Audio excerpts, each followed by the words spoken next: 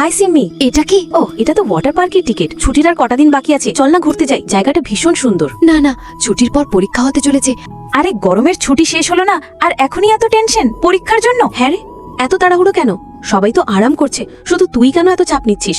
আমি শুধু ভালো নম্বর আনতে চাই। আচ্ছা থাক, ওকে পড়তে দে। আরে সিম্মি সিম্মি, তুই এখানে কি করছিস? এই সব আবর্জনা কেন তুলছিস? কিছু না, বাড়ির আবর্জনা ফেলতে এসেছি। কিন্তু তোর বাড়ি তো অনেক দূরে। হ্যাঁ, আমি তো কেবল এখানে দিয়ে যাচ্ছিলাম। আচ্ছা, আমি চলি। আরে শোনো রিয়া, আমি সিম্মিকে আবর্জনা তুলতে দেখেছি, কিছু একটা গোলমাল আছে মনে হচ্ছে, চল ওকে দেখে আসি। এবারের বৃষ্টিতে সব শেষ হয়ে গেছে, পুরো ফসল নষ্ট হয়ে গেছে। মা, চিন্তা করো না, আমি রাতে বোতল কুড়িয়ে আনবো, তাতেই কিছু টাকা আসবে। না রে মা, তোর শরীরই তো ঠিক নেই, আজই তোর জন্য ওষুধ নিয়ে আসবো। আমি ঠিক আছি মা। সেই কারণেই সিম্মি পড়াশোনায় মন দিত, যেন স্কলারশিপ পায়। আমাদের কিছু করতে হবে ওর জন্য। মা, আমি বাজারে আছি, তুমি এসো তো। কি হয়েছে বেটা? মা, ওই যে দেখো, ওই সিম্মি আমার বন্ধু।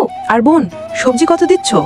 এই নাও বোন। না না, শুধু এতটুকু নয়, আমাকে সবই দাও। ওই দেখো সিম্মি। সিম্মি স্কুলে টপ করেছে, তা স্কলারশিপ নিশ্চিত। তোমাদের সবাইকে ধন্যবাদ। এবার থেকে আর তোমাকে বোতল কুড়াতে হবে না। এমন বন্ধুদের জন্য অবশ্যই একটি লাইক করবেন।